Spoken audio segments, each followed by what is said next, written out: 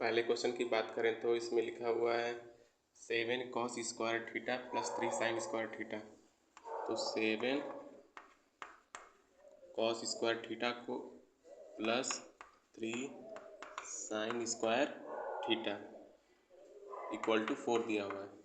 तो इसको हम दो भागों में तोड़ लेंगे, हो जाएगा हम लोग का 4 cos square theta plus 3 cos square theta. यहाँ पे इसको कॉपी कर लेंगे तो 3 sine square theta equal to 4।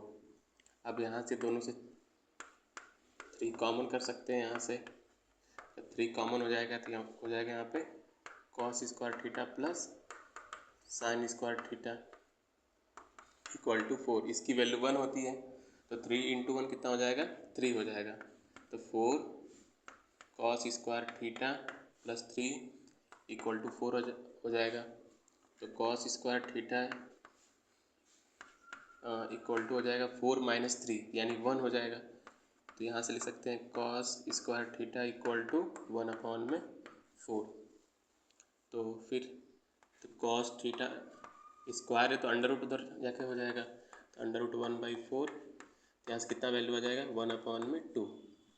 तो यहाँ से हो गया cos थीटा इक्वल टू 1/2। तो cos थीटा cos 60 की वैल्यू होता है 1/2, cos 60 की वैल्यू होता है 1/2। तो यहाँ से क्या कर सकते हैं, cos से cos कैंसिल हो जाएगा, तो फिर थीटा इक्वल टू कितना हो जाएगा 60 डिग्री, क्योंकि ऑप्शन सी में लिखा हुआ है।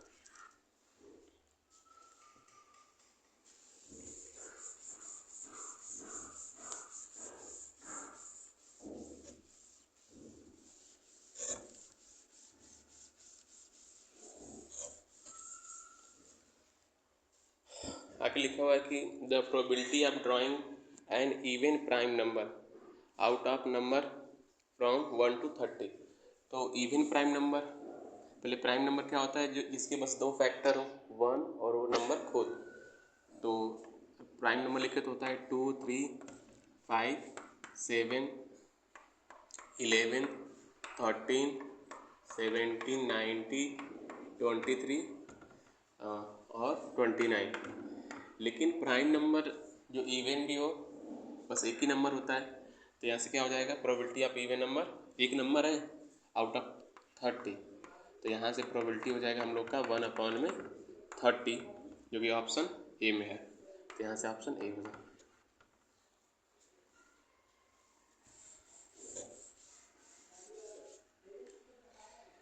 लिखा हुआ है कि quadratic equation whose root are 7 and 1/7। 2 root दिया हुआ है, मान लेते हैं अल्फा दिया है 7 और बीटा दिया है 1/7। तो हमको क्या पता करना है कि इनसे कौन सा क्वाड्रेटिक इक्वेशन बनेगा। तो हम लोग फॉर्मूला जानते हैं, x square minus sum of root plus product of root. जैसे कितना हो जाएगा, एक्स स्क्वायर हो जाएगा माइनस 7 प्लस 1/7 प्लस अल्फा की वैल्यू 7 है इंटू 1/7। तो यहाँ से दोनों को ऐड कर लेंगे, तो ऐड करेंगे तो कितना आ जाएगा हम लोग का 50/7। यहाँ पे एक्स भी होता है, क्या हो जाएगा 50/7 x equal two plus 7 cancel हो जाएगा तो कितना हो जाएगा 1। तो यहाँ से हम अगर एलसीएम ले तो कितना हो जाएगा, एलसीएम हम लोग का 7 हो जाएगा। तो यहाँ से इसको डिवाइड करेंगे तो 7x square minus 50x plus 7 equal to 0। तो 7 का मल्टीप्लाई उधर कर देंगे तो इक्वेशन क्या बन जाएगा, हम लोग को बस यही रह जाएगा इक्वेशन। यहाँ 7 को इरेज कर देते हैं, क्योंकि 7 का मल्टीप्लाई कर देंगे। तो यहाँ से कौन सा ऑप्शन दिख रहा है हम लोग को, ऑप्शन फर्स्ट दिख रहा है, इसका हो जाएगा ऑप्शन ए। अब बढ़ते हैं अगले क्वेश्चन पे।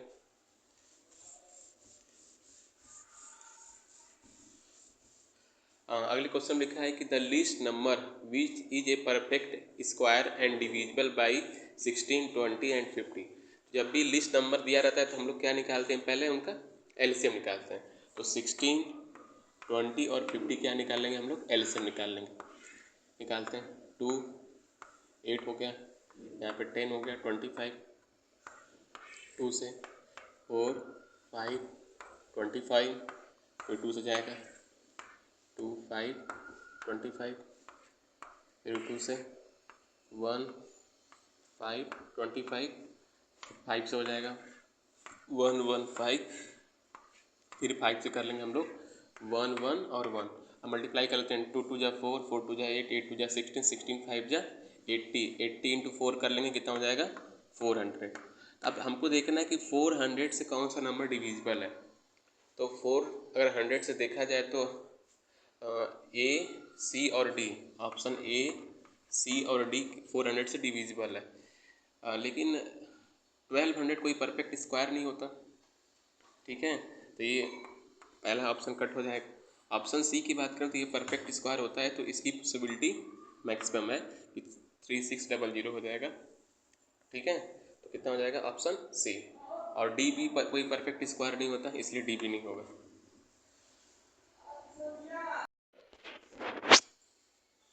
यहाँ पे कोऑर्डिनेट दिया हुआ है 5, -2 एंड 5, 2। तो हम लोग से रेडियस पूछ रहा है, तो हम लोग पहले डायमीटर का लेंथ कैलकुलेट करेंगे, फिर क्या कर लेंगे उसको 2 से डिवाइड कर लेंगे, तो क्या आ जाएगा हम लोग का रेडियस आ जाएगा। तो चलिए, तो डिस्टेंस फॉर्मूला ये होता है x1 - x2 का स्क्वायर प्लस y1 - y2 का स्क्वायर। चलिए डिस्टेंस निकालते हैं, तो 5 में से 5 जाएगा 0 हो गया, और यहाँ कितना हो गया -2, -2 में से -2 यहाँ पे कर लेंगे इसका स्क्वायर, तो यहाँ कितना हो जाएगा 2 2 जब 4 हो जाएगा, 4 का स्क्वायर 16, और यहाँ से वैल्यू कितना जाएगा √16 की वैल्यू होती है 4, लेकिन इसका हाफ चाहिए, तो कौन सा हो जाएगा ऑप्शन डी।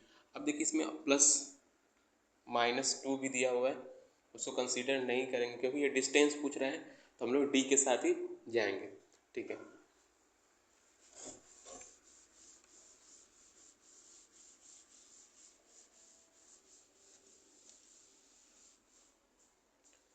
क्वेश्चन नंबर 6 की बात करें तो यहाँ लिखा हुआ है कि पॉइंट दिया हुआ है, पूछ रहा है कि किस ट्रायंगल का ये है। चलिए, तो इसको पहले हम अगर ग्राफ पे रिप्रेजेंट करें तो 0,4 दिया हुआ है, तो यानी y में जाना है 1 2 3 4, ये हम लोग का दिया हुआ है 0,4, और एक दिया हुआ है -5,0, 1 2 3 4 5, -5,0, -5,0, और यहाँ दिया हुआ है 5,0, 1 2 3 4 5, 5,0।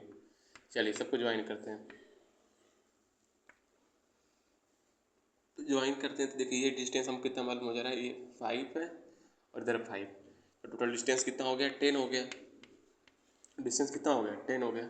अब देखिए ये डिस्टेंस कितना है 4 है, और ये कितना 5 है, तो यहाँ से कितना हो जाएगा 4 का स्क्वायर 16, 5 का स्क्वायर 25, तो यहाँ से कितना आ जाएगा √41। सिमिलरली इधर भी हो जाएगा, 5 है 4 है, तो इधर भी कितना आ जाएगा √41।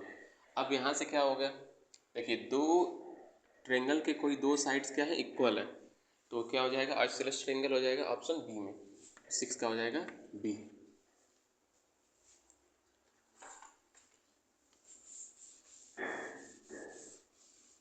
क्वेश्चन नंबर 7,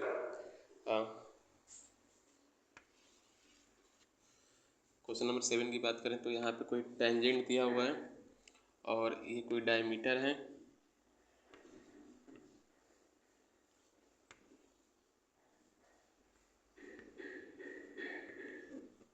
देखिए इस पॉइंट को ज्वाइन कर लेंगे हम लोग। जब ज्वाइन कर लेंगे देखिए तो क्या बन जाएगा, ये भी रेडियस है ये भी रेडियस, तो कितना डिग्री दिया है 30 डिग्री दिया है, तो ये भी कितना हो जाएगा 30 डिग्री। तो ये हम लोगों से ये एंगल पूछ रहा है, ये पूरा 90 डिग्री होता है क्योंकि ये रेडियस है और ये टेंजेंट है, तो रेडियस और टेंजेंट के बीच में कितना एंगल बनता है 90 डिग्री, तो ये 30 से कितना हो जाएगा 60 डिग्री, ये ऑप्शन बी में दिया हुआ है, क्या हो जाएगा बी।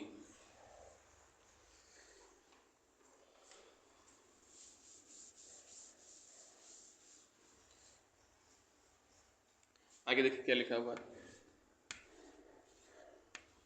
एक ट्रायंगल दिया हुआ है A P Q B C, इसमें दिया है ए पी की वैल्यू A P upon P B यानी 4/13 है यहाँ पे, और ए सी आपका पूरा ए सी दिया है आपका 20.4, तो हम भी लोग और ए क्यू की वैल्यू पूछ रहे हैं, तो ए क्यू की वैल्यू हम लोग एक्स मान लेते हैं। अब पूरा कितना दिया है 20.4 दिया हुआ है, तो यहाँ से हो जाएगा 4/17 करना पड़ेगा, 4/17, क्योंकि इस साइड ये पूरा ले रहा है तो इधर भी पूरा लेना पड़ेगा।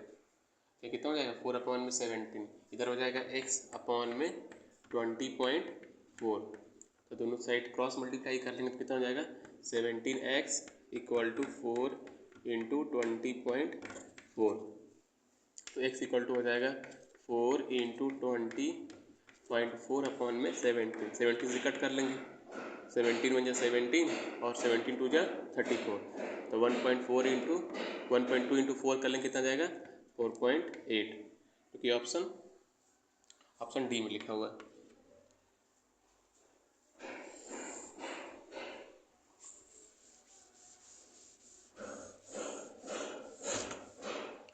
क्वेश्चन नंबर 9 की बात करें, इसमें लिखा है कि 2 congruent figure is always similar, मतलब दो जो कंग्रुएंट फिगर हैं वो ऑलवेज सिमिलर होते हैं, तो सही बात है। दो जो फिगर कंग्रुएंट हो गए तो दोनों का क्या सारा एंगल बराबर हो जाएगा, मतलब कि ये एंगल बराबर मान लीजिए ये हो गया, ये वाला ये हो गया और ये वाला एंगल इसके बराबर है, तो ये सिमिलर भी हो जाएगा।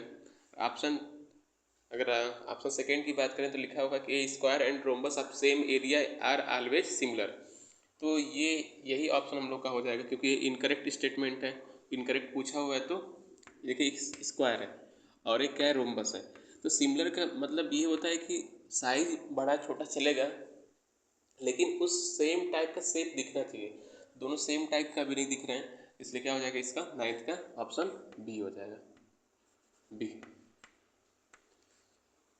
चलिए 10th पे बढ़ते हैं।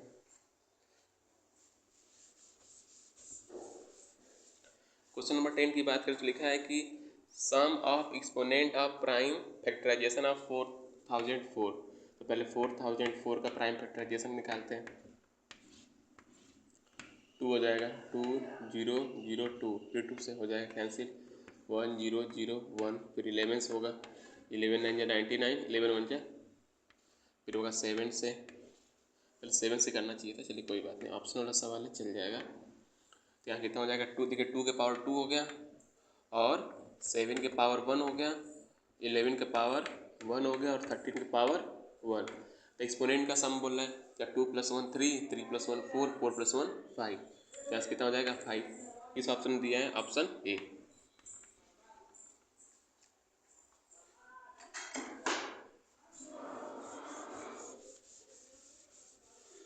अब बढ़ते हैं क्वेश्चन नंबर 11 पे, इसमें लिखा है कि 42 बॉल में एक बैट्समैन 7 बार बाउंड्री हिट करता है, तो बाउंड्री कितनी बार, नहीं नॉट हिटिंग बाउंड्री, मतलब बाउंड्री नहीं हिट करता है उसकी प्रोबेबिलिटी क्या है, तो 42 में से 7 बार हिट करता है तो कितनी बार नहीं करता है बाउंड्री हिट, 42 में से क्या माइनस कर लेंगे 7 माइनस कर लेंगे 35 हो जाएगा, तो प्रोबेबिलिटी क्या हो जाएगा 35 में 42, 7 से कट कर लें 7 5 या 35 और 7 6 या 42, 5 में 6, यानी ऑप्शन सी हो जाएगा इसका।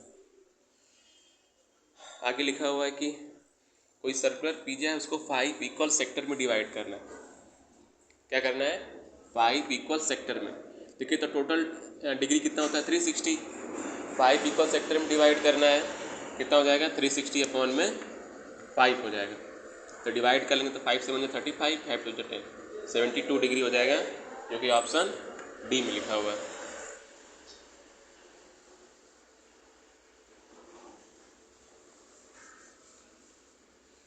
क्वेश्चन 13 की बात करें तो इसमें लिखा हुआ है sin 30, इसकी वैल्यू पता करना है, तो सबका वैल्यू निकाल लेंगे। sin 30 की वैल्यू कितना होता है 1/2, tan 45 की वैल्यू होती है 1, और यहाँ पे हमको पता करना है sec 60 का वैल्यू, ऐसे लिख लेंगे sec 60 × 1/k, तो sec 60 पहले cos 60 की वैल्यू कितनी होती है √3/2, ठीक है, नहीं cos 60 की वैल्यू होती है 1/2, तो उसका उल्टा कितना हो जाएगा 2 हो जाएगा, cos 60 की वैल्यू होती है 1/2, तो sec 60 पूछ रहा है, तो sec 60 कितना हो जाएगा 2 हो जाएगा, तो यहाँ पे 2 पुट कर लेंगे 2/k, ठीक है, 2 इंटू इधर कितना हो जाएगा 1/2, तो यहाँ से क्रॉस मल्टीप्लाई होगा, तो k बराबर कितना आ जाएगा 4, क्योंकि ऑप्शन किस ऑप्शन दिया है ए वाला में, ऑप्शन ए हो जाएगा। अब बढ़ते हैं अगले क्वेश्चन में, पूछा है कि लाइन किसको रिप्रेजेंट कर रहा है, x minus y equal to 0। तो इस लाइन की बात करें तो इसको देखिए, इसको ड्रा कर लेते हैं x minus y equal to 0 को। तो ड्रा करेंगे तो अगर हम x इक्वल टू 0 पुट करते हैं, लाइन ड्रा करने के लिए दो पॉइंट चाहिए होता है x और y। अगर हम x बराबर इसमें 0 पुट करते हैं देखिए तो यहाँ पे हो जाएगा 0 माइनस 0, 0 पुट करेंगे यहाँ पे 0 माइनस वाई इक्वल टू 0। तो यहाँ से y बराबर कितना आ जाएगा 0। अब यहाँ से x बराबर आप 1 पुट करिए, एक बार कुछ भी पुट कर सकते हैं पर 1 पुट करिए x बराबर। जब हम x बराबर 1 यहाँ पे पुट करेंगे तो कितना हो जाएगा 1 माइनस वाई बराबर 0। तो यहाँ हो जाएगा y बराबर 1, मतलब कि एक पॉइंट ये हुआ और एक पॉइंट कितना कौन सा हुआ 1,1 यानी ये हुआ, दोनों को ज्वाइन कर लेंगे। तो बोला है कि अब लाइन कैसा अपीयर होगा, तो यहाँ पे option C passing through the origin, क्या हो जाएगा ऑप्शन सी 14 का। चलते हैं क्वेश्चन नंबर 15 पे। बोला है कि 10th टर्म फाइंड करिए, 10th टर्म फाइंड करिए। तो an का फॉर्मूला होता है, तो टर्म फाइंड करने का फॉर्मूला होता है a प्लस n माइनस 1 यहाँ पे d। तो कौन सा टर्म फाइंड करना है, 10th टर्म फाइंड करना है। तो पहला टर्म दिया हुआ है 5, 10 प्लस होगा यहाँ पे 10 माइनस 1 और d कितना है, d निकाल लेते हैं। d इक्वल टू कितना हो जाएगा second term minus first term, तो 19/4 माइनस 5, यही है ना। सेकेंड फर्स्ट टर्म 5 है, जिसको माइनस करते हैं कितना आ जाएगा 19/4, एलसीएम 4 हो जाएगा, तो यहाँ से हो जाएगा 20। तो यहाँ से d बराबर कितना आ जाएगा -1/4, यहाँ -1/4 पुट कर लेंगे। देखिए तो कितना हो जाएगा 5, यहाँ हो जाएगा +9 इंटू -1/4, तो 5 -9/4, तो कितना हो जाएगा यहाँ से 4, एलसीएम हो जाएगा हम लोग का, 1 से डिवाइड करेंगे 4 आ जाएगा, 20 हो गया -9 कितना हो जाएगा 11/4। कौन सा ऑप्शन दिया है सब, option number A, option number A हो जाएगा इसका। चलिए पहले क्वेश्चन पढ़ते हैं। अब लिखा है कि -4 इस पॉलिनोमियल का 0 है तो find the value of k। देखिए -4 जब 0 है तो इस इक्वेशन में पुट करेंगे उसको सेटिस्फाई करेगा। यहाँ पे क्या है, यहाँ पे -4 पुट कर लेते हैं, तो -4 का स्क्वायर, यहाँ से हम -4 पुट करना है, -4 -2 प्लस 2k, ये ब्रैकेट में रहेगा, हाँ 2k इक्वल टू 0। अब यहाँ पुट करिए तो 4 की स्क्वायर कितना हो जाएगा 16 हो जाएगा, यहाँ कितना हो जाएगा प्लस का 4 -2 -2k इक्वल टू 0। तो 16 + 4 20, 20 में से 2 गया 18 हो गया, -2k इक्वल टू 0, इधर जाएगा तो -18 हो जाएगा, -2 इक्वल टू -18, तो k इक्वल टू कितना आ जाएगा 9। तो 9 किस ऑप्शन में दिया है, ऑप्शन बी में, कैसे क्या आ जाएगा ऑप्शन बी। चलिए पहले क्वेश्चन पे।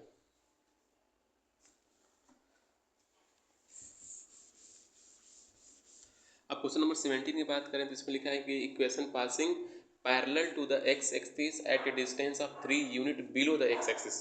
देखिए तो पहले हम लोग देखिए ये x एक्सिस है, अब इसके बिलो 3 यूनिट बिलो जाना है, तो ये लाइन होगी 1 2 3, तो ये इसको क्या लिखेंगे, इसको लिख देंगे हम लोग y बराबर -3। किस कौन सा ऑप्शन लिखा है, ऑप्शन सी में, ऑप्शन सी हो जाएगा, क्योंकि नीचे तो इसलिए माइनस में रहेगा।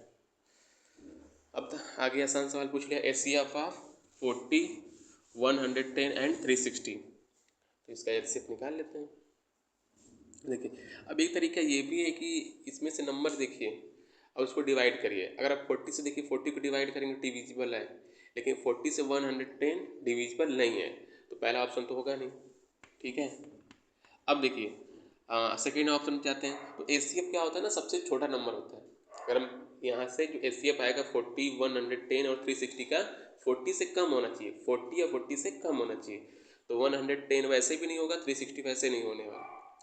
और यहाँ से क्या बचा ऑप्शन डी, तो डायरेक्ट हम लोग ऑप्शन डी पे जा सकते हैं, एक बार निकाल के भी देख लेते हैं 18 का। देखिए तो 40 दिया हुआ है, यहाँ पे कितना दिया हुआ है 110 दिया हुआ है, तो 14 2 जा कितना हो जाएगा 80, यहाँ पे 3 हुआ 0, यहाँ से कितना जाएगा 40, तो 31 जा 30 हो गया, यहाँ पे 10 हुआ और यहाँ पे 30, तो 10 3 जा 30, तो यहाँ से कितना आ गया 10 आ गया, फिर 10 से आगे 360 को डिवाइड कर लेंगे, 10 से आगे 360 को डिवाइड करेंगे तो 10 3 जा 30, यहाँ पे 6 हुआ, 10 6 जा 60। तो यहाँ वाला नंबर एचसीएफ होता है, तो एचसीएफ कितना जाएगा 10, जो कि ऑप्शन डी में दिया हुआ है। चलिए आगे बढ़ते हैं। एसर्शन रीजन, अगर एसर्शन रीजन की बात करें, इसमें लिखा है कि इसका कॉमन डिफरेंस 4 है। तो कॉमन डिफरेंस क्या होता है, second term minus first term. तो 1 में से 5 घटाएंगे तो कितना आएगा -4। इसका एसर्शन क्या हो गया, गलत हो गया। अब अगर रीजन की बात करें तो कॉमन डिफरेंस को कैसे डिनोट करते हैं, देखिए कॉमन डिफरेंस कैसे डिनोट किया गया है, D = AN माइनस AN - 1। मतलब कि जस्ट आगे वाले टर्म में से पीछे वाले टर्म को अगर माइनस करेंगे तो वो कॉमन डिफरेंस के बराबर होता है। तो रीजन क्या है इसका, सही। तो एसर्शन गलत है, रीजन सही। तो कौन सा ऑप्शन होता है यहाँ से, ऑप्शन डी हो जाएगा हम लोग का। ठीक है, अब आगे बढ़ते हैं अगले क्वेश्चन पे। लिखा है कि pair of equation have infinitely many solution अगर p की वैल्यू 1 है। तो इन्फिनेटली मेनी सोल्यूशन में क्या होता है कि जो तीनों कोई क्वाड्रेटिक कोई लीनियर इक्वेशन है 2 वेरिएबल का, लिख लेते हैं a1 a2y इक्वल टू मान लीजिए है c1 मान लीजिए, इसको ऐसे करते हैं b1 रखते हैं ना, b1 रखते हैं, यहाँ से हो जाएगा a2x plus b2y equal to c2।